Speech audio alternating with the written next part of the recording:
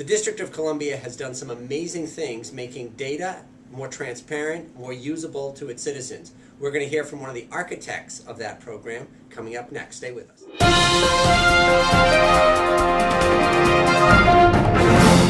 My name is John O'Leary. I'm the executive editor of Better, Faster, Cheaper, and I'm here today with David Strigel, who is the program manager for the citywide data warehouse for the District of Columbia. David, thanks for joining us today. No problem, glad to be here.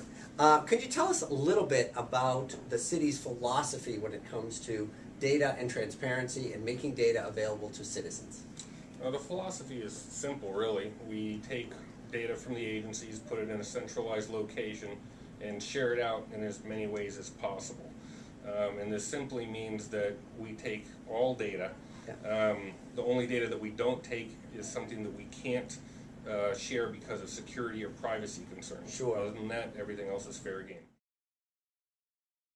One of the important things is that you don't just make the data available, as in a PDF format, for example, that you have to actually, it's almost like having a hard copy piece of paper. You can't manipulate it technically. You actually try to put it out there in a usable form. Is that fair to say? That is fair to say. We actually use at least 5 different formats on most of the data. We want it to be available in a single click for people who are non-technical, so you can click and see it in Google Maps.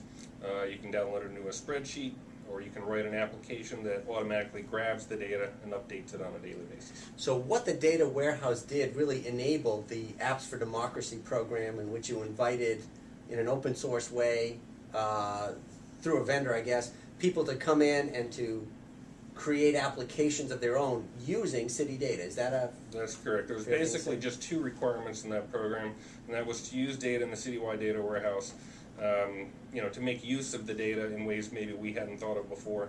And then the second one is it had to be open source. So if the application that was built was useful, we could take it and add to it, improve upon it, and make use of it.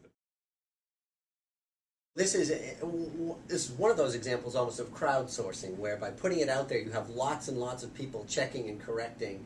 If they see something that doesn't seem to make sense or that doesn't seem consistent, they'll contact you and you'll rectify the source of that data, right? That's correct. And as a matter of fact, with the very first data feed that we went live with, it was published in July, but people noticed immediately that there were several hundred open snow removal requests still in the system. So we got a lot of phone calls, and basically that was cleaned up relatively quickly. So now our data's cleaner because it was published. Because I imagine you didn't have snow in the District of Columbia in July. Yeah, that's not usually a problem. Has there been any challenges with respect to the data exposing things that maybe city officials might not want to necessarily have publicized that much, whether it's around crime data or some of the trends that might show areas that need improvement in terms of city operations? The day after we publish all this information, the press grabbed hold of that information. It's basically every credit card purchased by any city official. Right. The press grabbed hold of that data and thought they had found some questionable charges. As it turned out, they were all easily answered.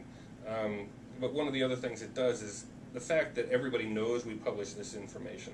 They're a little bit more careful about what they do with those credit cards. They're less likely to use that credit card for not city purchases because they know every eye in the city is going to be looking at it at some point, looking for just that headline, city official abuses purchasing power of what have you. Exactly, which is one of the reasons why we do this. It gives that second set of eyes to keep an eye on us.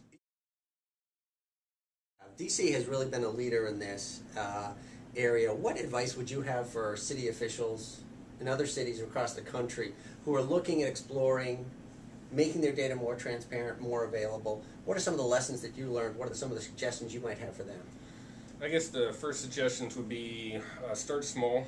We started with a single data set in a single format 5 years ago, and now we have over 400 online. Don't wait for data perfection. Nobody has data perfection, so just take what you have and publish it and clean it up as that second set of eyes finds the issues. And just get started. Don't wait. Don't plan for 3 years. Just start taking things and publishing. So start small. Don't wait for perfect data. and just get going on it. Publish something. There's no need to wait on this. David, thank you very, very much for being here with us today. Again, I'm John O'Leary, Executive Editor of Better, Faster, Cheaper. I've been talking to David Strigel, the Program Manager for the Citywide Data Warehouse of the District of Columbia. David, thanks for being with us today. No problem. Thank you. Thank you.